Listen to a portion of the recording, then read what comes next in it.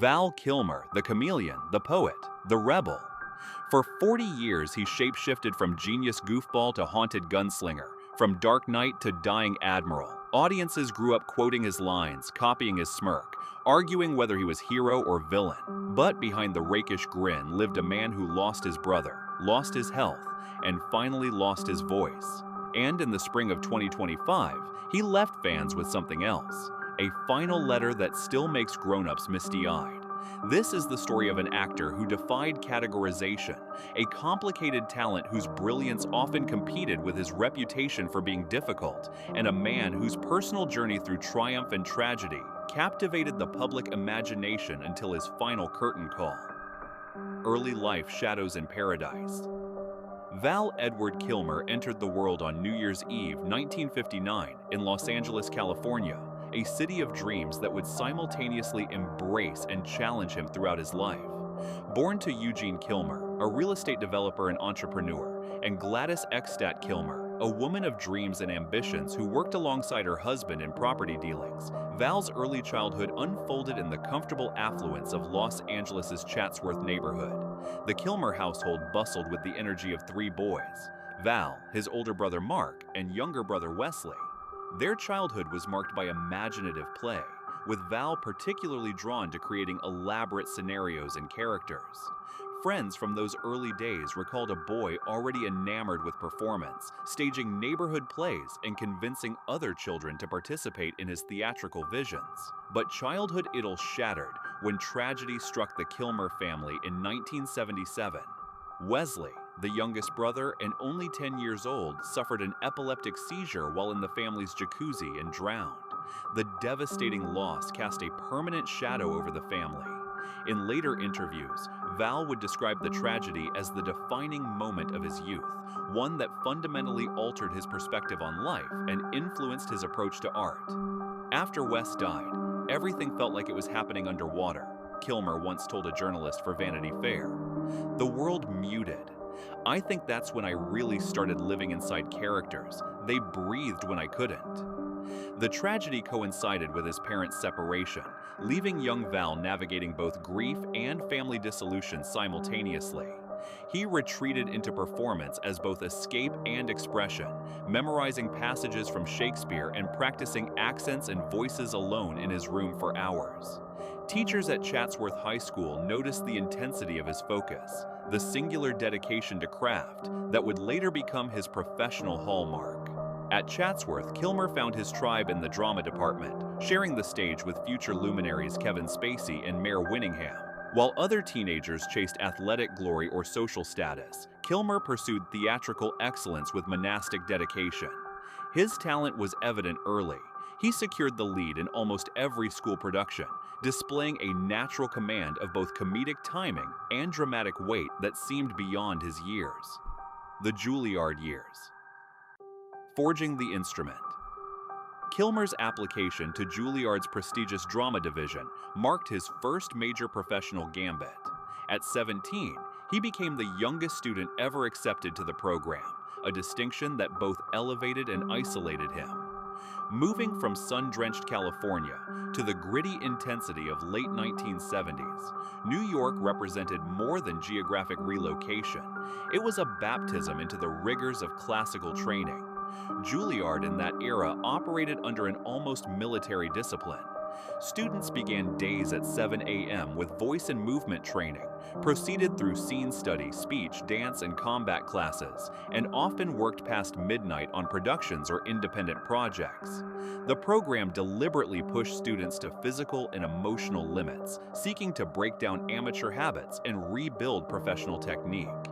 In this pressure cooker environment, Kilmer distinguished himself not through social connection, but through sheer, stubborn dedication.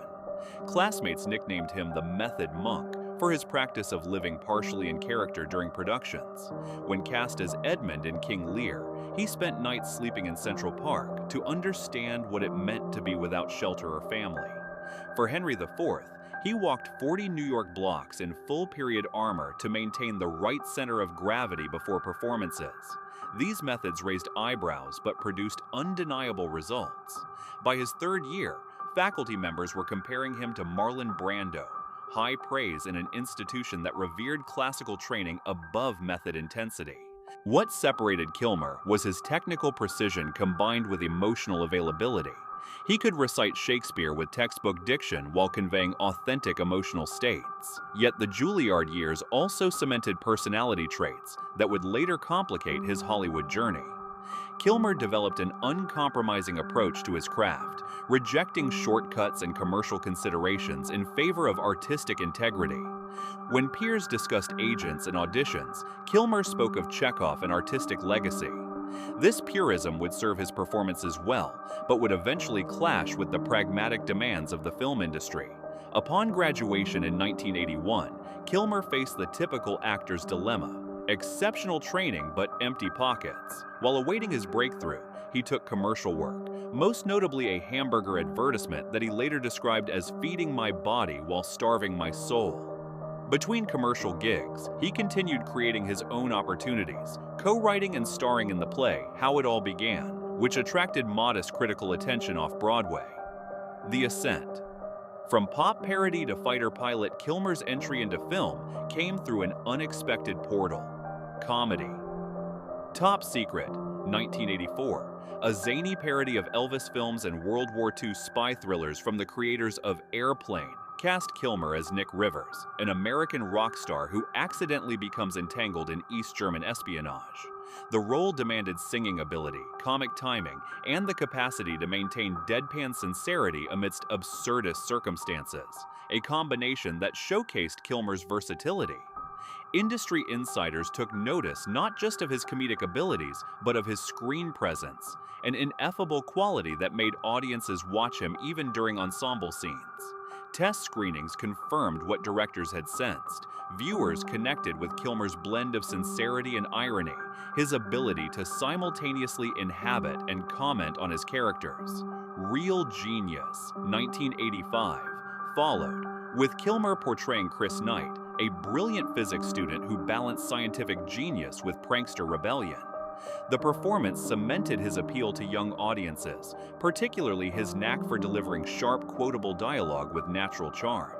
While critics dismissed these early films as lightweight entertainment, fellow actors recognized Kilmer's technical precision, his ability to hit emotional and comedic beats with surgical accuracy. Then came the call that would transform him from promising newcomer to household name: Top Gun, 1986. Initially reluctant to participate in what he perceived as military propaganda disguised as entertainment, Kilmer was persuaded by director Tony Scott and producer Jerry Bruckheimer, who recognized that Kilmer's intensity would perfectly complement Tom Cruise's enthusiastic maverick. As Lieutenant Tom "Iceman" Kazansky, Kilmer created an indelible antagonist, cool, calculating, and commanding. With minimal dialogue and mere minutes of screen time, he crafted a character so memorable that his chomping teeth gesture became one of cinema's most imitated moments. The film's massive commercial success, over $350 million worldwide against a $15 million budget, catapulted both Cruise and Kilmer into Hollywood's stratosphere. The artist emerges transformative roles and method madness. Most actors would have leveraged Top Gun fame into similar commercial vehicles, but Kilmer immediately pivoted toward artistic challenge. His determination to avoid typecasting led him to Willow, 1988, a fantasy adventure where he played Mad Mardigan, a disgraced swordsman seeking redemption. Though the film performed modestly at the box office, it showcased Kilmer's range, blending swashbuckling action with vulnerable romance. The turning point in Kilmer's artistic journey came when he pursued the role of Jim Morrison in Oliver Stone's The Doors, 1991. His campaign for the part bordered on obsession, learning 50-door songs, spending hours studying Morrison's interviews and performances, even convincing Stone to audition him via an answering machine message recorded in Morrison's voice. Once cast, Kilmer's immersion in the role became legendary within the industry.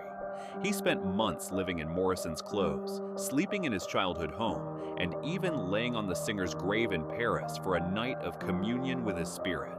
During filming, he refused to break character between takes, insisting crew members call him Jim, and spontaneously delivering Morrison-style poetry during meal breaks.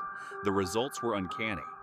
Doors keyboardist Ray Manzarek, initially skeptical of the project, conceded that watching Kilmer perform was like seeing Jim's ghost. Kilmer performed all the concert scenes himself, with his vocals mixed with Morrison's original recordings to create the soundtrack. The physical transformation was equally impressive. Kilmer sculpted his body to match Morrison's lean frame and mastered the singer's distinctive stage movements. Critics were divided on the film, but unanimous in their praise for Kilmer's performance.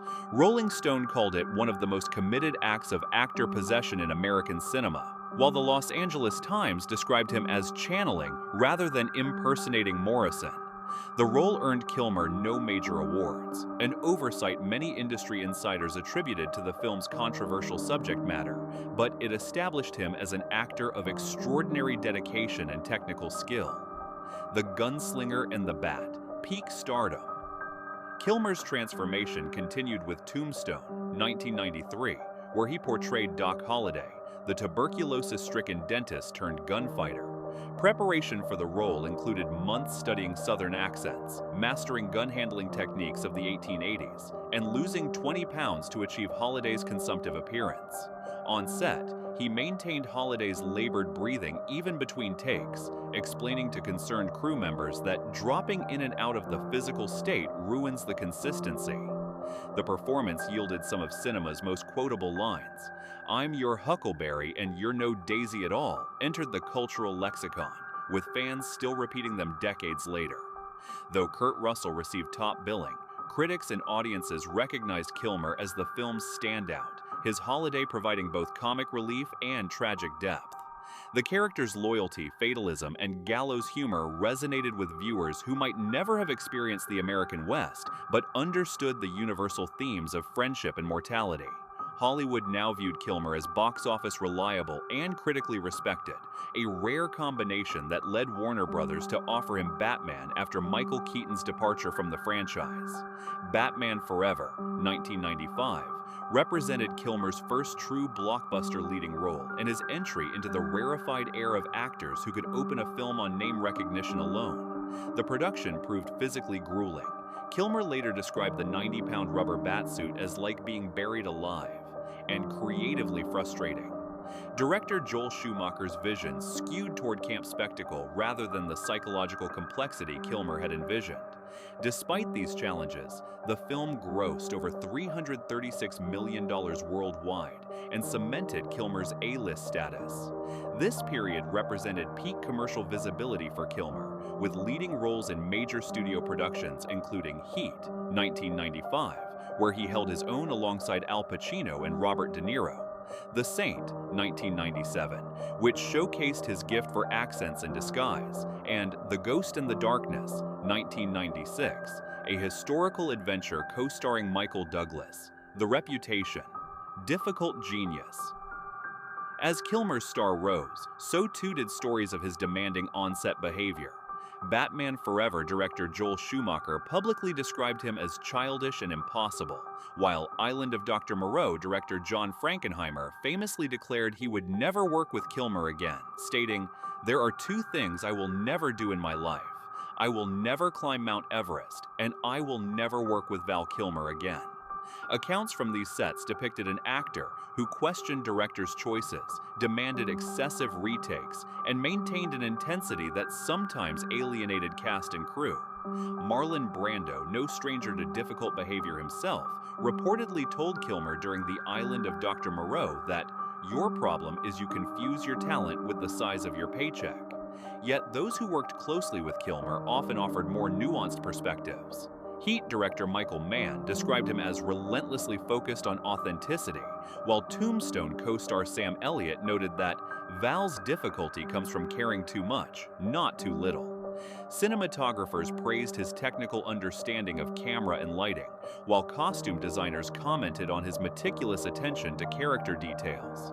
The reputation for being difficult coincided with a gradual shift in Hollywood economics. As studios increasingly prioritized franchise properties over character-driven films, Kilmer's insistence on artistic integrity became less commercially viable. His one-film-and-done approach to Batman exemplified this tension. When offered $10 million to reprise the role, he declined in favor of smaller, more challenging parts. The Retreat, New Mexico and New Priorities. In the late 1990s, Kilmer purchased a 6,000-acre ranch near Santa Fe, New Mexico, a property he named Pecos River Ranch. The purchase represented more than a real estate investment. It marked a deliberate step back from Hollywood's intensity and a reconnection with lifelong interests in nature and Native American culture. The New Mexico years transformed Kilmer's priorities. He became involved with local environmental causes, particularly water conservation efforts in the drought-prone region. His interest in Native American affairs deepened, leading to financial support for Navajo language preservation programs and scholarship funds for indigenous students. Yet the transition to rural life brought challenges, most notably a 2003 controversy stemming from a Rolling Stone profile where Kilmer characterized the area as the homicide capital of the Southwest and suggested many locals were drunk and armed. The comments sparked backlash from community members and local officials, who blocked his application to convert part of his ranch into a bed and breakfast. The incident illuminated Kilmer's complex relationship with fame and public perception. At a contentious public meeting, he defended his comments on First Amendment grounds while simultaneously expressing surprise at their impact.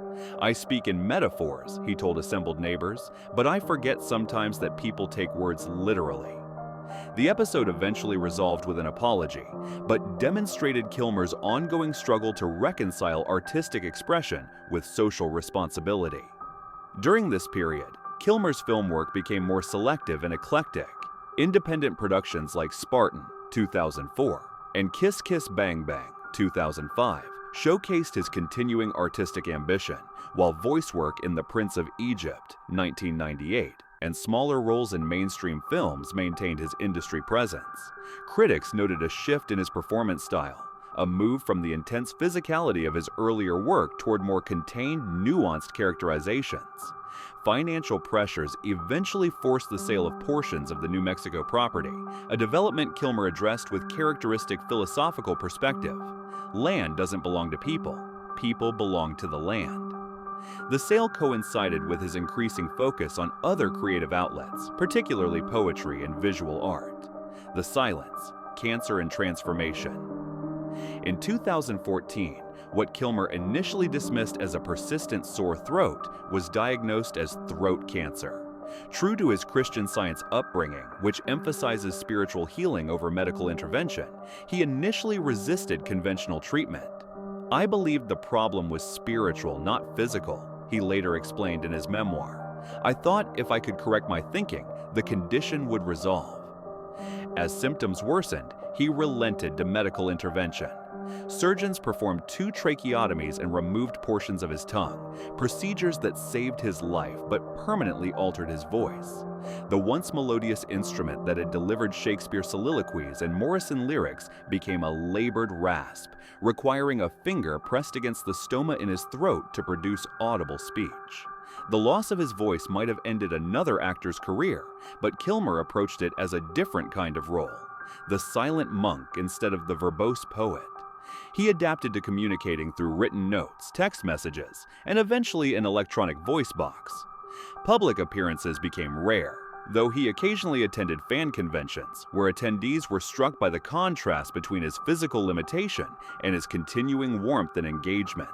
A technological breakthrough arrived when London-based AI company Sonantic developed a neural network trained on hours of Kilmer's previous performances, creating a synthetic voice that captured his distinctive timbre and cadence. When first hearing the voice, Kilmer reportedly broke down, later describing the moment as hearing a ghost I recognized. The technology enabled him to speak in documentaries about his life and eventually facilitated his emotional return to a beloved role.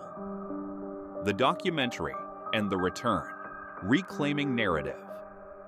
In 2021, Val, a documentary assembled from thousands of hours of personal footage Kilmer had shot throughout his life, premiered to critical acclaim. The project presented Kilmer's story in his own visual language, with his son Jack providing narration using the AI reconstructed voice. Critics praised the film's vulnerability, its willingness to present both triumphs and struggles without varnish. The documentary coincided with another significant return, his appearance in Top Gun: Maverick, 2022. When Tom Cruise insisted Kilmer's Iceman must appear in the Legacy sequel, directors and writers crafted a role that acknowledged the actor's physical limitations while honoring his character's importance. As Admiral Tom Kazansky, now battling terminal illness himself, Kilmer appeared in a brief but powerful scene opposite Cruise, communicating mostly through typed messages before delivering a single emotional line using his AI voice. The scene became the emotional core of the film, with audiences and critics alike moved by the metatextual resonance of two aging actors acknowledging mortality while celebrating enduring friendship. Cruise later revealed he had fought for Val's inclusion and described filming their scene together as one of the most emotional experiences of my career.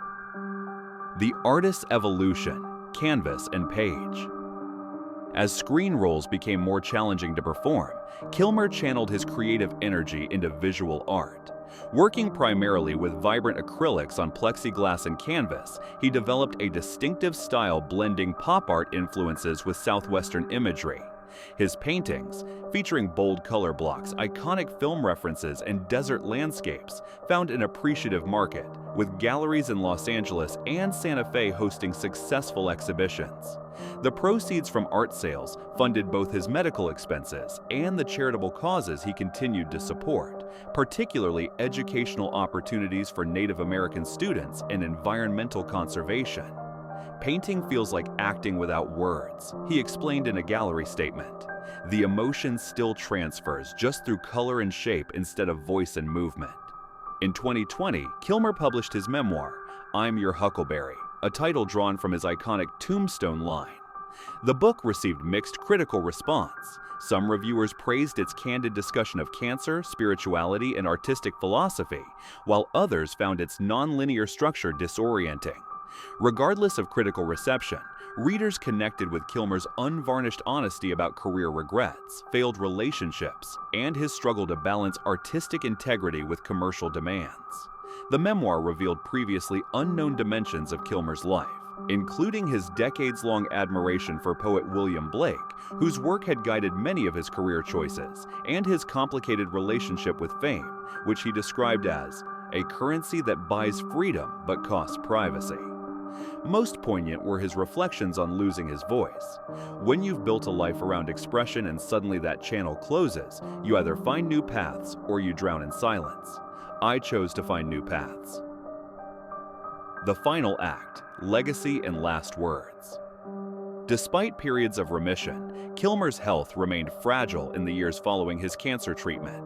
Respiratory infections became increasingly common as his compromised immune system struggled to protect vulnerable lungs. On April 1, 2025, at age 65, he succumbed to pneumonia at his Los Angeles home, with his children Mercedes and Jack at his bedside.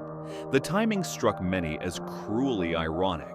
The prankster, the trickster, the man who had played some of cinema's most memorable rebels, dying on April Fool's Day. The death certificate listed acute hypoxemic respiratory failure as the immediate cause, with complications from tongue cancer as a contributing factor. Hollywood's response reflected the complex legacy he left behind. Tom Cruise halted a CinemaCon presentation for a minute of silence. Director Werner Herzog, who had worked with Kilmer on Bad Lieutenant Port of Call, New Orleans, described him as an actor of ferocious integrity who was never fully recognized for his contribution to American cinema. Social media overflowed with fans sharing favorite lines and scenes, particularly from Tombstone and The Doors.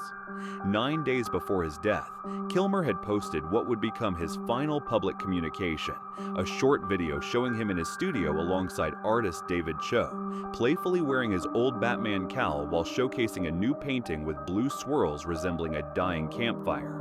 The caption read, "Cool tones with a low burn, like when the fire dies, but the stories don't. Signed, ready to hang." What seemed like a simple marketing post for artwork gained profound poignancy after his passing. Fans revisited the words, finding in them an unintentional but fitting epitaph for an artist whose flame had dimmed, but whose stories continued to resonate. Val Kilmer's final letter. a voice beyond silence. A week after Kilmer's death, his children published what they described as a letter Dad prepared for this moment, posted simultaneously across his social media platforms. The message quickly went viral, with celebrities and fans alike sharing their emotional responses to his final words. If you're reading this, it means I've stepped off the stage, maybe just behind the curtain. Life was the grandest role I ever played, and you, dear friends, were my favorite scene partners. Thank you for laughing at Nick Rivers' bad puns, sweating in the cockpit with Iceman, swaggering beside Doc, and for giving Batman's rubber nipples. For believing a silent man could still speak volumes with his eyes, for letting technology give me back the voice cancer tried to steal. When the doctors carved this hole in my throat, I learned words are precious cargo. So here are the only ones that matter: love, curiosity, courage, love. Because without it, art is a cardboard set. Curiosity, because questions write better stories than answers. Courage, because every dream costs more than you first imagine, but the receipts are worth framing. If the desert sky looks lonely tonight, paint something on it. If your voice falters, borrow silence. It has its own music. And if someone tells you a door is closed, remember I once squeezed whole galaxies through a keyboard in a grin. I have no regrets, only reruns. Play them loud. See you at the campfire when the cool tones start to glow. Val Kilmer's artistic journey defied easy categorization. He was neither pure method actor nor classical technician, but rather a unique synthesis who brought intellectual rigor to visceral characters. His filmography reveals an actor more concerned with interesting choices than consistent commercial success, a rarity in an industry that rewards predictability. What endures beyond specific performances is Kilmer's embodiment of artistic courage, the willingness to risk failure in pursuit of authenticity. In an era of carefully managed celebrity images, he remained stubbornly, sometimes self-destructively genuine. He refused to separate his spiritual beliefs from his artistic choices, viewing acting not as mere entertainment, but as an extension of deeper philosophical inquiry. His battle with cancer and loss of voice transformed him from enigmatic talent to symbol of resilience. The public witnessed his struggle not through carefully curated press releases, but through raw, sometimes uncomfortable glimpses of vulnerability. In finding new creative channels after losing his primary instrument, he provided inspiration for others facing similar challenges. Film scholars note that Kilmer's most enduring characters share a common quality. They exist at the intersection of strength and vulnerability. From Iceman's competitive bravado, masking professional insecurity, to Doc Holliday's gallows humor concealing physical deterioration, Kilmer specialized in men whose exterior confidence camouflaged interior doubt. Perhaps this tension resonated because it reflected something in the actor himself, the gap between his extraordinary talent and his struggle to find consistent vehicles worthy of it. As new generations discover his work through streaming services and legacy sequels, Kilmer's reputation continues to evolve. The difficult genius narrative increasingly gives way to appreciation for an artist who prioritized integrity over convenience, authenticity over accessibility. In an industry that often rewards conformity, he remained defiantly, sometimes detrimentally individual, a quality that cost him roles but earned him lasting respect. Val Kilmer lived big, spoke boldly, and left with brushstrokes still wet. His journey from Juilliard prodigy to Hollywood star, to cancer survivor to multimedia artist traces an arc of reinvention and resilience. In his final letter, he invited us all to approach life with the same creative courage he demonstrated throughout his remarkable career, to see closed doors as creative challenges and to find meaning in both voice and silence. For an actor whose characters often walk the line between hero and anti-hero, perhaps the most fitting epitaph comes from Tombstone, where Doc Holliday, facing his own mortality, observes, "There's no normal life, Wyatt. There's just life." Val Kilmer embraced life in all its messy complexity, leaving behind performances that continue to captivate, art that continues to inspire, and a final message that continues to move all who encounter it. Cool tones with a low burn indeed.